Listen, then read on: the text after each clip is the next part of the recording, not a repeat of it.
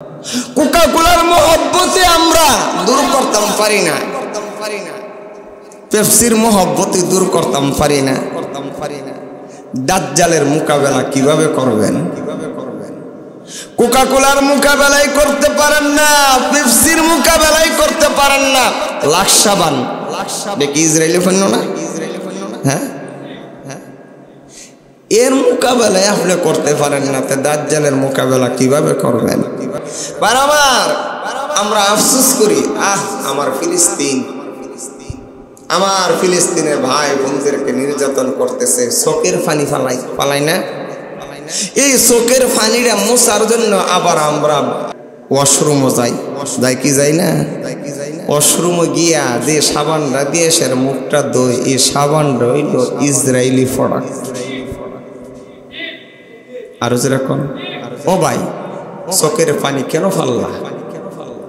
আরে চোখের পানিটা মোছার জন্য যে সাবান ব্যবহার করলা, যে টাকাটা দিলা, এই টাকার একটা অংশ দিয়ে তারা অস্ত্র কিনা মুসলমানের বুকে তারা গুলি ছাড়ে। ঠিক কিনা জোরে বলেন ভাইরামা? এই জন্য আসুন, শুধু আমরা মুখে প্রতিবাদ করলে চলবে না। আমরা এই ফিলিস্তিনি গিয়ে সেটা যুদ্ধ করতে পারতাম না, কমপক্ষে আমরা ইসরায়েলি যে প্রোডাক্টগুলো আছে, ইসরায়েলি যে পণ্যগুলা আছে, এই পণ্যগুলা যদি সস্তা যারা কয় আর আমাদের দেশি পণ্য যদি দামও কয়, কমপক্ষে ইমানি দায়িত্বে আমরা ইসরায়েলি পণ্যগুলা বয়কট করা ইমানি দায়িত্ব। ঠিক কিনা জোরে বলেন? ইসরায়েলি পণ্য যদি বয়কট করার নিয়তে যদি কয় যে ইসরায়েলি পণ্য ভৈরব বাজার থেকে উৎখাত করা হোক, তাহলে বাজারও জিনিস বলতে থাকতো, এমন একটা অবস্থা। ঠিক কিনা জোরে বলেন ভাইরামা? এইগুলার টাকা দিয়ে সেই ফিলিস্তিনের উপরে আক্রমণ করতেছে। আমাদের এখন ইমানি দায়িত্ব, আমরা ফিলিস্তিন যাইতে পারতাম না, কমপক্ষে আমরা কি ইসরায়েলি পণ্যগুলা ক্রয় করার থেকে নিজের হেফাজতে রাখতে পারতাম না? আরো যারা কন, আসুন আমরা ওয়াদা করি যে আল্লাহ আমাদেরকে ইসরায়েলি পণ্য বয়কট করার তৌফিক দান করো, সকলে বলে আমিন। মাত্র 1.5 কোটি, 2 কোটিও না, 50 কোটিও না, আর মুসলমান হলো 200 কোটি। আর অসভ্য নিকৃষ্ট জাতি এই ইহুদি জাতির সংখ্যা হইল মাত্র 1.5 কোটি, মাত্র 1.5 কোটি। বাইরামের আল্লাহ রাসূল বলেন, বুখারী শরীফ এবং মুসলিম শরীফের হাদিস মুত্তাফাকুন আলাই। বুখারী শরীফের 6011 নম্বর হাদিস, মুসলিম শরীফের 6751 নম্বর হাদিস। আল্লাহর নবীর সাহাবী নুমান ইবনে বশির রাদিয়াল্লাহু তাআলা আনহু থেকে হাদিস, আল্লাহর নবী বলেন, মাসালুল মুমিনিনা ফি তাওয়াদ্দিহিম ওয়া তারাহুমিহিম ওয়া তাআতুফিহিম মাসালুল জাসাদি। মুসলমান সারা পৃথিবীতে যে 200 কোটি মুসলমান আছে, কয়শো কোটি? এই 200 কোটি মুসলমান একটা দেহের মতো। আল্লাহর নবী বলেন, ইজাশতাকা মিনহু উযবুন তাদাআ লাহু সাইরুল জাসাদি বিসসাহরি ওয়াল হুম্মা। এই 3.5 হাত বডির একটা অঙ্গ যদি আঘাতপ্রাপ্ত হয়, সারা দেহে ব্যথা লাগেনি? আরো জোরে কন। চোখে যদি আঘাতপ্রাপ্ত হন, সারা দেহে ব্যথা অনুভব হয়নি? আরো জোরে কন। ফুটবল খেলতে গিয়া পায়ে যদি ব্যথা লাগে, সারা অঙ্গে ব্যথা লাগেনি? আরো জোরে কন। হাত যদি ভেঙে যায়, রাত্রের বেলা চোখ আর ঘুমাইতে যায় না? ঠিক কিনা জোরে কন।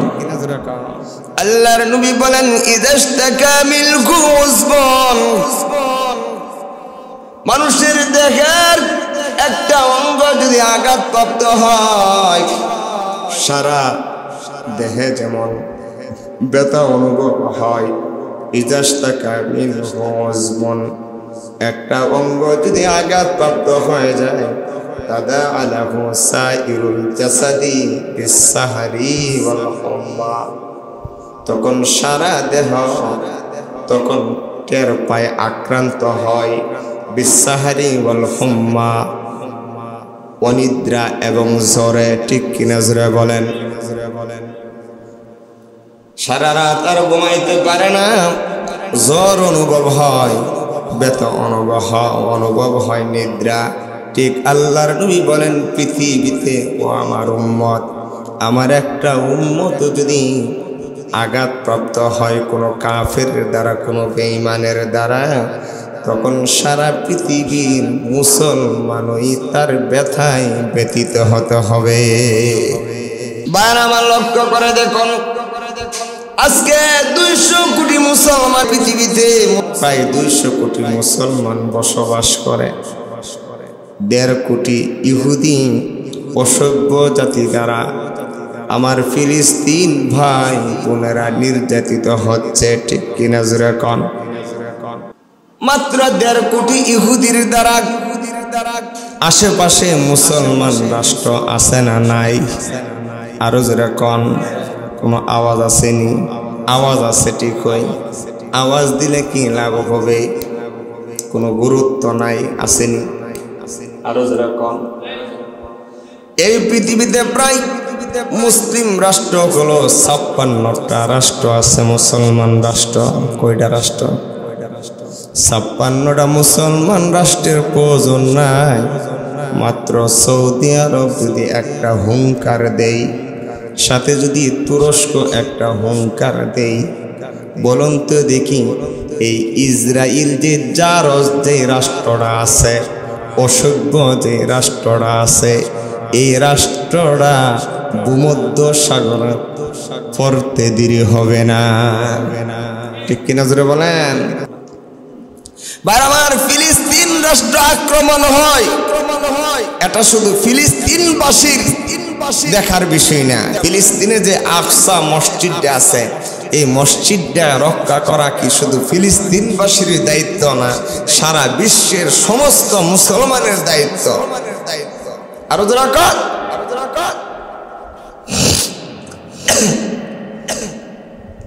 বায়ান আল্লাহ রাসূল বলেন, তিরমিজি শরীফের 2192 নম্বর হাদিস, আল্লাহ রাসূল বলেন, ইযা ফাসাদা আহলুশ শাম ফালা খায়রা ফীকুম, আহলে শাম যখন ধ্বংস হয়ে যাবে, আহলে শামের যখন কোনো কিছু হয়ে যাবে, ফালা খায়রা লাকুম, রে আমার পৃথিবীর উম্মতেরা, তোমাদের মঙ্গল বলতে, ভালো বলতে কিছুই পৃথিবীতে থাকবে না। ফিলিস্তিন আহলে শাম, ফিলিস্তিন শামের অন্তর্ভুক্ত। ফিলিস্তিন কিসের অন্তর্ভুক্ত? শামের অন্তর্ভুক্ত। এই শামের মধ্যে আল্লাহ তাআলা কিয়ামতের মাঠ কায়েম করবে। সেখানে হযরত ঈসা আলাইহিস সালাতু ওয়াস সালাম আসমান থেকে অবতরণ করবে। বাইরামার সেখানে দাজ্জালকে কতল করা হবে, হত্যা করা হবে। তারা ভাবতেছে ফিলিস্তিনকে মাটির সাথে মিশিয়ে দিবে, ফিলিস্তিনের অস্তিত্ব তারা নষ্ট করে ফেলবে। না, কশিন কালো ফিলিস্তিনের অস্তিত্ব নষ্ট করতে পারবে। অনেকে বলে যে হুজুর ফিলিস্তিনকে শেষ করে নেব, ফিলিস্তিনের অস্তিত্ব শেষ করে নেব। না, আমরা বেশি বুঝি না। আমার আপনার রাসূল, আল্লাহর পরে যার মর্যাদা, तमाम पृथ्वी जार खातिरे सृष्टि ओई नबी सल्लल्लाहु अलैहि वसल्लम बेশি বুঝেন। জোরে বলেন, আল্লাহর নবী নিজে বলে গেছেন যে ফিলিস্তিন কিয়ামত পর্যন্ত থাকবে। ফিলিস্তিনের মধ্যে এক দল আল্লাহর রাস্তায় জিহাদ অবস্থায় কিয়ামত পর্যন্ত থাকবে। কন্যা সুবহানাল্লাহ। বাইরামার বুখারী শরীফের 3641 নম্বর হাদিস। আমার কথা না, আল্লাহর নবীর কথা। কার কথা?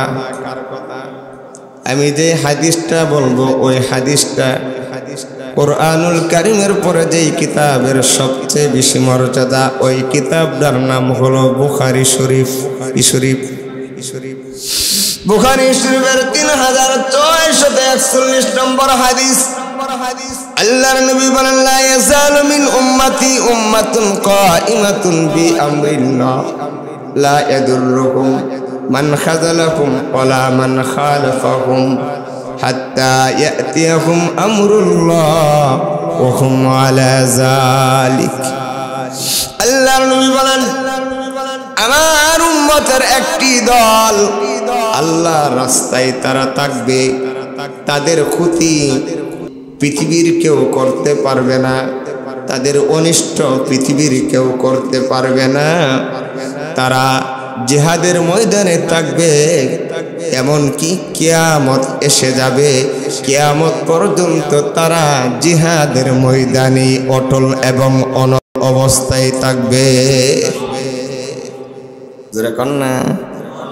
আল্লাহ রাসূল বলে গেছেন যে উম্মতের একটি দল জিহাদের ময়দানে, আমরা যতই জিহাদকে জঙ্গি বলে অপবাদ দেই, আমরা যতই জিহাদের প্রতি আমরা অনীহা সৃষ্টি করি না কেন, কিন্তু আল্লাহর একদল বান্দা মুজাহিদ অবস্থায় কিয়ামত পর্যন্ত থাকবে।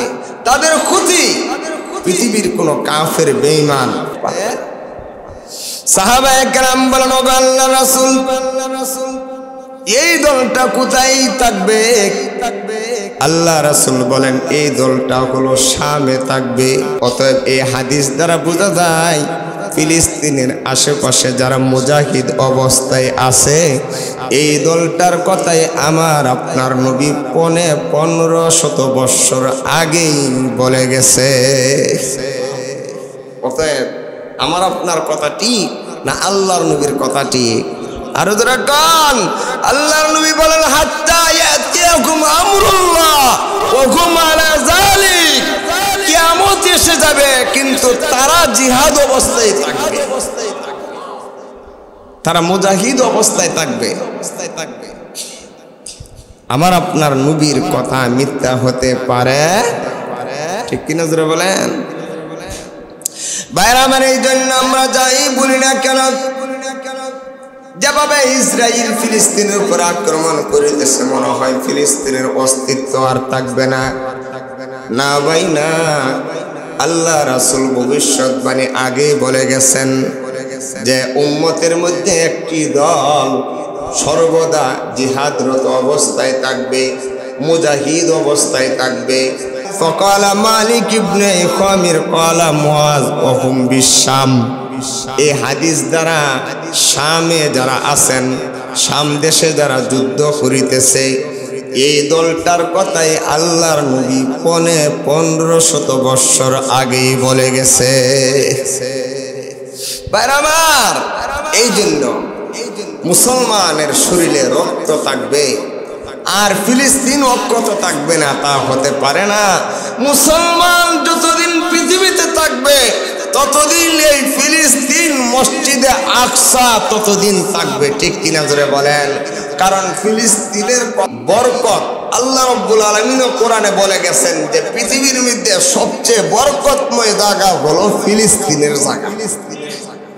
সবচেয়ে বরকতময় জায়গা কোন জায়গা? ফিলিস্তিনের জায়গা। এখানে যারা মোটামুটি যারা কোরআন শরীফ পড়ি সবসময়, ফিলিস্তিন যেন বরকতের জায়গা।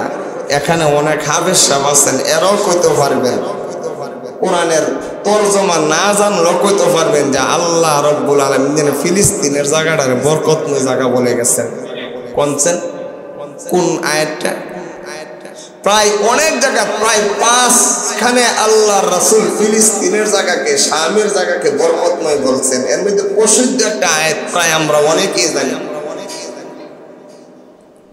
সূরা বনী ইসরাঈলের 1 নম্বর আয়াত, সুবহানাল্লাযী আসরা বিআবদিহি লাইলাম মিনাল মাসজিদিল হারাম ইলাল মাসজিদিল আকসাল্লাযী বারাকনা হাওলাহু আল্লাহ বলেছেন এই শামের ফিলিস্তিনের জায়গার চতুর্দিকে আমি আল্লাহ বরকত রেখে দিয়েছি। এই বরকতময় জায়গা মুসলমান ছাইরা দিব।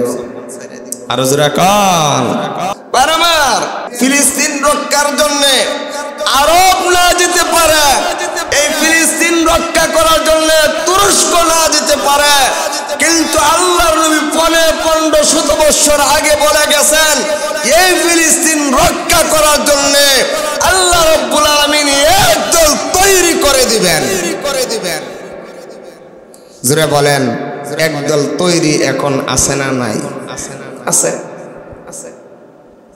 কিন্তু দুঃখের বিষয়, পরিতাপের বিষয়, ফিলিস্তিনের আশেপাশে মুসলমান রাষ্ট্রের অভাব নাই। ঠিক কিনা জোরে বলেন?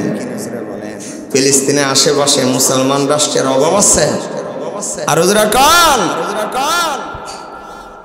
এমন না যে এই ফিলিস্তিনের আশেপাশে ইসরায়েল এই কাফের এই জারজ রাষ্ট্র তাকে বলতে মনে চায় না, এই অসভ্য জাতি ছাড়া প্রায় চতুর্দিকে মুসলমান জাতি। বাইরামা সকল মুসলমান রাষ্ট্রের কোনো প্রয়োজন নাই, মাত্র তুরস্ক আর সৌদি আরব যদি হুঙ্কার দেয়, বলুন তো দেখি এই অসভ্য জাতি তাদের দেশের অস্তিত্ব থাকবে তা দূরের কথা, তারা ভূমধ্য সাগরে পড়ে তারা মরবে। কিন্তু দুঃখের বিষয়টা দেখতেছি আজকে প্রায় 70-75 বছর ধরে আমার এই আহলে আকসা বাইতুল মুকাদ্দাসের আশেপাশের এই মসজিদুল আকসার আশেপাশের মুসলমান ভাই বোনেরা নির্যাতিত হইতেছে। বলুন তো দেখি এই 75 বছরের ভিতরে যদি আশেপাশের মুসলমান রাষ্ট্রগুলো যদি একটা হুঙ্কার দিত, আজকে এই ইহুদি জাতি এত দুঃসাহস পাইত? আরো যারা কন। অথচ আল্লাহ রাসূল বলে গেছেন যে সমস্ত মুসলমান হইল একটা দেহের মতো। ঠিক কিনা? একটা দেহের মতো। কিন্তু আমি বলি আরব যদিও কথা না বলে, যদি এভাবে যদি আরব নিশ্চুপ থাকে, তাহলে ওই অসভ্য ইহুদি জাতির লক্ষ্য কিন্তু শুধু ফিলিস্তিন না, ইসরায়েলি জাতির লক্ষ্য কিনা শুধু ফিলিস্তিনকে তারা দখল করা। তাদের লক্ষ্য শুধু এতটুকু না, তাদের লক্ষ্য কিন্তু সুদূর প্রসারী। তাদের লক্ষ্য জেনে সুদূর প্রসারী আপনাদেরকে কিভাবে বললে বুঝবেন? ইহুদি জাতির অস্তিত্ব হলো হযরতে ইব্রাহিম আলাইহিস সালাতু ওয়াস সালামের দুইজন ছেলে। কয়জন ছেলে? দুইজন ছেলে। একজনের নাম হলো হযরতে ইসমাঈল আলাইহিস সালাতু ওয়াস সালাম, আর একজন ছেলের নাম হলো হযরতে ইসহাক আলাইহিস সালাতু ওয়াস সালাম। হযরতে ইসহাক আলাইহিস সালাতু ওয়াস সালামের ছেলের নাম হলো হযরতে ইয়াকুব আলাইহিস সালাতু ওয়াস সালাম। নাম কি? ইয়াকুব আলাইহিস সালাম। ওই হযরত ইয়াকুব আলাইহিস সালাতু ওয়াস সালামের আরেকটা নাম আছে। বলুন তো দেখি এই নামটা কি? মানুষের দুইটা নাম থাকে না, নাম উপনাম। হযরতে ইয়াকুব আলাইহিস সালাতু ওয়াস সালাম কে ছিলেন? আমরা তো ইউসুফ আলাইহিস সালামের অনেকে চিনি না। ইউসুফ আলাইহিস সালামের বাপ হলো হযরতে ইয়াকুব আলাইহিস সালাতু ওয়াস সালাম। এই ইয়াকুব আলাইহিস সালাতু ওয়াস সালামের আরেকটা নাম হলো ইসরাইল। ওই ইয়াকুব আলাইহিস সালামের নামে নামে এরা নাম রাখছে ইসরাইল রাষ্ট্র। বুঝছেন কথাটা? বুঝেননি? ইসরাইল শব্দের অর্থ কি জানেননি? আমরা নাম রাখি না আব্দুল্লাহ, কি নাম রাখি? এই আব্দুল্লাহ নামের অর্থ যে ইসরাইলের নামের অর্থ এই, মানে আল্লাহর বান্দা। আল্লাহর কি? বান্দা। ওই ইসরাইলের যে ইহুদিরা আছে এরা হলো ইয়াকুব আলাইহিস সালাতু ওয়াস সালামের বড় ছেলের নাম হলো ইহুদা। নাম কি? ইয়াকুব আলাইহিস সালামের 12 জন সন্তান। কতজন সন্তান? 12 জন। অর্থাৎ ইয়াকুব আলাইহিস সালামের দুই বিবি থেকে এক বিবির সন্তান হলো 10 জন, আর এক বিবির সন্তান হইল 2 জন, ইউসুফ আলাইহিস সালাম এবং বেনিয়ামিন। ইউসুফ আলাইহিস সালাম আর বেনিয়ামিন এরা হলো আপন 2 ভাই। ওই বেনিয়ামিনের নামে নামে কিন্তু নেতানিয়াহু বেনিয়ামিন। দেখছেন নি নামটা কত ভালো মানুষের নাম রাখছে, ভালো মানুষের নাম না, শয়তান এর কাছে ফেল, শয়তান এর কাছে কি কি ছোট্ট ছোট্ট বাচ্চাগুলা। কালকে না কোন সময় দেখলাম, এখন আর বোমা দিয়ে না, এখন জীবিত দৈরা দৈরা এদেরকে সারে কাগজ দিয়া সেরা, পলিথিন দিয়া সেরা, জীবিত অবস্থায় তাদেরকে লাশ যেভাবে মোড়া, লাশ যেভাবে প্যাকেট করে, এভাবে প্যাকেট করে ট্যাঙ্কগুলো উপরে দিয়া লটকায় রাখছে। কি করুণ কাহিনী। আর এভাবে লড়তেছে, আস্তে আস্তে নিঃশেষ হয়ে যাবে। এখন মায়ের সিস্টেম জীবিত, পলিথিন পেঁচায়া, সারা কাগজ পেঁচায়া জীবিত অবস্থায় লটকায় রাখে, আস্তে আস্তে মারা যাবে। এই বেনিয়ামিনের নামে নামে হলো নেতানিয়াহু বেনিয়ামিন। আর ইয়াকুব আলাইহিস সালামের আরেকটা নাম ছিল ইসরাইল। এই নামে নামে তার নাম রাখছে, দেশের নাম ইসরাইল। বুঝাইছে কথাটা? তাদের কোনো দেশ ছিল না, তারা ছিল অভিশপ্ত। এই ইহুদি জাতির ইতিহাস করলে কয়েক শুক্রবার যাইব। শুধু এতটুকুই বলি, ইসরাইল রাষ্ট্রটা গঠিত হয় 1948 সালের মে মাসের 15 তারিখ। এই ইহুদিদের কোনো রাষ্ট্র ছিল না, এরা উদ্ভাস্ত অবস্থায় ছিল। আল্লাহর নবী এদের খারাপ চরিত্রের কারণে, এদের চিটিংবাজির কারণে এদেরকে মদিনা থেকে বাহির করে দিয়েছিল। এরপরে তারা উদ্ভাস্ত অবস্থায় সারা পৃথিবীতে তারা ছিন্ন বিচ্ছিন্ন অবস্থায় বসবাস করত। হিটলার যখন 60 লক্ষ ইহুদি মারলো, এভাবে যখন সারা পৃথিবীতে যখন তাদেরকে যে পারে এওই মারে, এরপরে তারা ভিক্ষুকের মতো তারা ওই ফিলিস্তিন রাষ্ট্রে এরা বসবাস করতে চাইছিল। এর আগে অটোমান সাম্রাজ্যের যে শেষ খলিফা আব্দুল হামিদের নাম শুনছেন না? আব্দুল হামিদ, উনার কাছে এরা যে এই জায়গা তো আপনারা আরবের লাস্ট বর্ডার, এখানে তো এই জায়গাগুলো এমনি পড়ে আছে, মানুষ বসবাস করে না, আমাদেরকে একটু দেন বসবাস করার জন্য। কিন্তু আব্দুল হামিদ উনি তো ছিল খুবই বিচক্ষণ একজন বাদশা। উনি বুঝতে পারলেন এদেরকে যদি মতো জায়গা দেয় তো এক সময় এরা যে দুষ্ট, এদের ইতিহাস তো আমরা জানি, এদের হাতে অসংখ্য অগণিত নবীরা পর্যন্ত এদের হাতে কতল হয়েছে, শাহাদত বরণ করেছে নবীরা। এবং এরা তো হযরতে ঈসা আলাইহিস সালাতু ওয়াস সালাম রে এরা জারস সন্তান, জোরে কন্না নাউজুবিল্লাহ। এরপর খ্রিস্টানদের সাথে এদের কত মধুমাখা সম্পর্ক, ঠিক না? একমাত্র ওই আমেরিকার ছত্র ছায়ায় এই মাত্র 1.5 কোটি অসভ্য জাতি মুসলমানদের উপরে হাত তোলার সাহস পাইতেছে, ঠিক কিনা জোরে বলেন? কিন্তু এই খ্রিস্টানদের উপরে তাদের বিরাট বড় অপবাদ। আমার আপনার নবীর ব্যাপারে যদি এই ধরনের অপবাদ কেউ দেয়, অবস্থা কি করুন? কিন্তু আব্দুল হামিদ তাদের চিরচারিত অভ্যাস তো জানে, এই সুযোগ দিচ্ছিল না।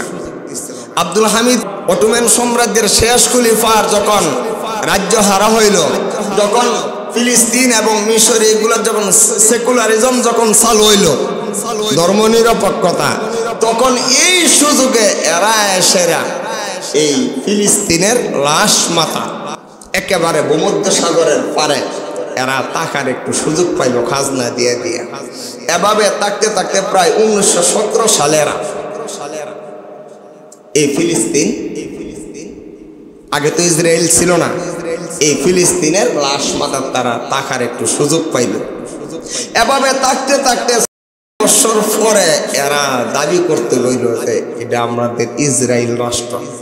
এরপর আমেরিকার এই মধ্যপ্রাচ্যে মুসলমানদের মধ্যে অস্থিতিশীলতা সৃষ্টি করার জন্য এবং মুসলমানদের রাষ্ট্রের মধ্যে করায়ত্ত করার জন্য এই ইসরায়েল রাষ্ট্রের স্বীকৃতি দিয়ে দিল 1948 সালের 15 মে। বলুন তো দেখি, ইসরায়েল রাষ্ট্র বলতে কোন রাষ্ট্র আসেন ছিল না তো। তারা মুসলমানদের রাষ্ট্রের এভাবে দখল করতে করতে করতে করতে করতে করতে এখন আকসা পর্যন্ত তারা দখল করে নিছে। কিন্তু আমাদের মুসলমান গুলা এখনো খবর নাই। ভাই আমার, এদের উদ্দেশ্য ফিলিস্তিন দখল করা না, এদের উদ্দেশ্য হলো ওই আমার আপনার নবী জেলে তাদেরকে মদিনা থেকে জেনে বের করে দিছেন শরণার্থী। আর যেরকম তাদের উদ্দেশ্য হলো ফিলিস্তিন পর্যন্ত দখল করা না, তাদের উদ্দেশ্য হলো আমার আপনার প্রাণ কেন্দ্র, আমার আপনার কলিজার চাইতে আরো বেশি যে জায়গাটার দামি, আমার আপনার জীবনের চাইতে আরো বেশি যে জায়গাটার দামি, এই জায়গার কর্তৃত্ব তারা নেওয়া। ভাইরা আমার, মদিনা যদি তারা দখল করে ফেলে, বলুন তো দেখি মুসলমানের আর রইল কি? আল্লাহর নবীর যদি অস্তিত্ব না থাকে, এই মদিনা যাওয়ার আমার আপনার দরকার কি? আর যখন ইহুদিরা আল্লাহর নবীর দেহ মুবারক নেওয়ার জন্য তো অনেক আগে থেকে তারা চক্রান্ত করছিল, ঠিক কিনা জোরে বলেন? বাদশাহ নুরউদ্দিন জঙ্গির আমলে তো তারা অনেক দূর থেকে মাটি খুঁড়া চেষ্টা করছিল আল্লাহর নবীর দেহ মুবারক নেওয়ার জন্য। এখনো সময় আছে। আমাদের মুসলমান কান্ট্রি কিন্তু একটা দুইটা না, প্রায় 56টা মুসলমান কান্ট্রি, ঠিক কিনা জোরে বলেন? একটা লাঠি নিয়ে আসে যদি ঝগড়া করেন, এই লাঠিটা ভাঙতে বেশি সময় লাগতো না, ঠিক কিনা? কিন্তু 56টা লাঠি যদি একত্রিত করেন, ভাঙ্গা সম্ভব হইব? আরো যেরকম ভাঙ্গা সম্ভব হইত না। কিন্তু আমরা এক হই না। কাফেররা কিন্তু সকলেই এক, কাফেররা সবাই কি এক, কিন্তু আমরা আছি একজন আরেকজনের কিভাবে দাবায় দিতাম পারি, ঠিক কিনা জোরে বলেন? আমরা আফসোস করি, আমার ফিলিস্তিনের ভাই বোনদেরকে নির্যাতন করতেছে, চোখের পানি ফালাই না। এই চোখের পানিটা মোছার জন্য আবার আমরা ওয়াশরুমও যাই কি যাই না? ওয়াশরুমে গিয়া যে সাবানটা দিয়ে সে মুখটা ধোয়, এই সাবানটা হইল ইসরায়েলি প্রোডাক্ট। আর যেরকম ও ভাই, চোখের পানি কেন ফাললা? আরে চোখের পানিটা মোছার জন্য যে সাবান ব্যবহার করলা, যে টাকাটা দিলা, এই টাকার একটা অংশ দিয়ে তারা অস্ত্র কিনা মুসলমানের বুকে তারা গুলি ছাড়ে, ঠিক কিনা জোরে বলেন? ভাইরা আমার, এই জন্য আসুন, শুধু আমরা মুখে প্রতিবাদ করলে চলবে না। আমরা এই ফিলিস্তিনি গিয়ে সেটা যুদ্ধ করতে পারতাম না, কমপক্ষে আমরা ইসরায়েলি যে প্রোডাক্টগুলো আছে, ইসরায়েলি যে পণ্যগুলো আছে, এই পণ্যগুলা যদি সস্তা হয় আর আমাদের দেশি পণ্য যদি দামও হয়, কমপক্ষে ইমানি দায়িত্বে আমরা ইসরায়েলি পণ্যগুলা বয়কট করা ইমানি দায়িত্ব, ঠিক কিনা জোরে বলেন? ভাইরা আমার, আমরা এতটুকু লোভই সামলাইতাম পারি না। কোকা-কোলা সামলে আইলে কোকা-কোলার লোভটাই সামলাইতাম পারি না, পেপসির মহব্বতে দূর করতাম পারি না। দাজ্জালের মোকাবেলা কিভাবে করবেন? কোকা-কোলার মোকাবেলাই করতে পারেন না, পেপসির মোকাবেলাই করতে পারেন না, লাক্সাবান দেখি ইসরায়েলি পণ্য না? হ্যাঁ, এর মোকাবেলায় আপনি করতে পারেন না, তো দাজ্জালের মোকাবেলা কিভাবে করবেন? দুনিয়ার মহব্বত। আল্লাহ রাসূলের একটা হাদিস বলে শেষ করে লাই। আল্লাহর নবী বলেন যে কিয়ামতের আগে সমস্ত কাফেররা মুসলমানকে এভাবে মারার জন্য আসবে যেভাবে দস্তরখান বিছায় আমরা খাবারের জন্য আসি। দস্তরখান বিছাই না, চতুর্দিকে আমরা বসি না খাবার খাওয়ার জন্য, ঠিক এভাবে সকল কাফেররা মুসলমানদের উপরে ঐক্যবদ্ধ ভাবে তারা আক্রমণ করে। আল্লাহ রাসূল বলেন, ইউশিকুল উমামু আন তাদা আলাইকুম কামা তাদাল আকালাতু ইলা কাসাতিহা। কিয়ামতের আগে এমন একটা সময় আসিতেছে, সারা পৃথিবীর কাফের বেঈমানরা ঐক্যবদ্ধভাবে মুসলমানকে মারার জন্য আসবে, যেভাবে তোমরা দস্তরখানে খাবারের জন্য একত্রিত হও। বাইরে আমার এক সাহাবী বলেন, ফাকালা কাইলুন ওয়া মিন কিল্লাতি নাহনু ইয়াওমাইদিন। এক সাহাবী বলেন, ও আল্লাহর নবী, ওই সময় কি আমাদের সংখ্যা কম হবে? মুসলমানের সংখ্যা কম হবে? আল্লাহর নবী বলেন, ক্বালা বাল আনতুম ইয়াওমাইদিন কাসীর। না, বরং তখন মুসলমানের সংখ্যা বেশি হবে। বলুন তো দেখি, উমর রাদিয়াল্লাহু তাআলা আনহুর আমলে মুসলমানের সংখ্যা যা আসিন এখনো কি তাও? আরো যারা কন, মুসলমানের সংখ্যা প্রায় 200 কোটি প্লাস। আর ইহুদি অসভ্য ওই জারজ রাষ্ট্রের লোকের সংখ্যা হইল মাত্র 1.5 কোটি। ঠিক না? 1.5 কোটি মুসলমান ইহুদির সাথে আমরা পারি না। আল্লাহর নবী বলেন, ওয়ালাকিল্লা বুসাউন কা বুসাইস সাইলি।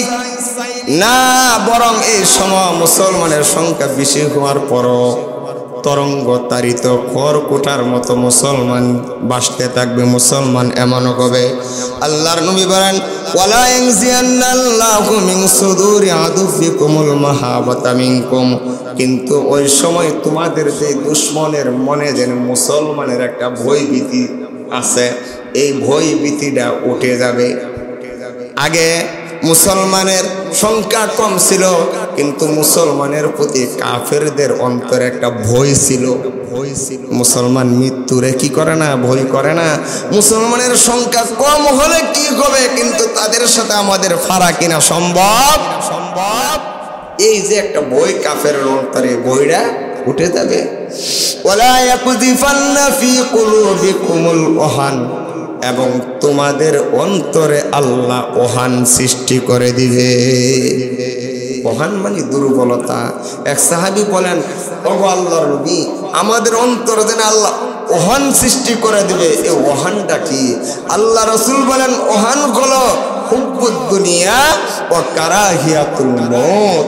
ওহান হলো যে দুনিয়ার মহব্বত এবং মৃত্যু প্রতি অনীহা। দুনিয়ার মহব্বত এবং মৃত্যুর প্রতি কি? কারাহিয়াতুল মউত।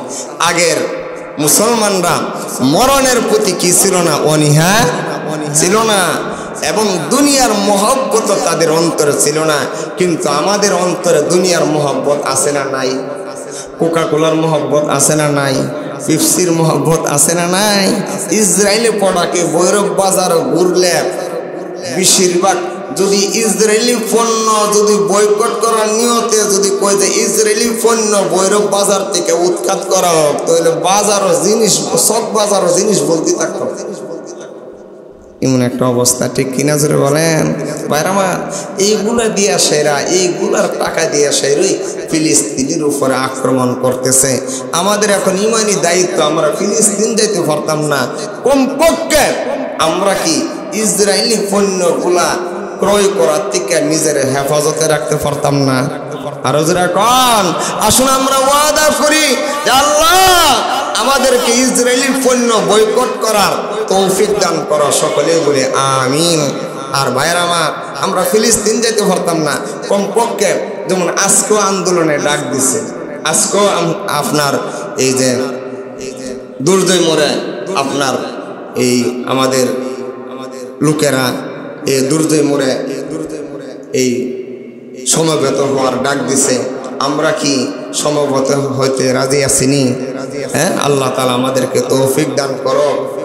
অনেকে ভাইরা আমার একটু সময় আমরা দেই না, আমরা একটু আল্লাহরে দেখায় দেই যে আল্লাহ আমরা ফিলিস্তিন ভাইদের সাথে আছি।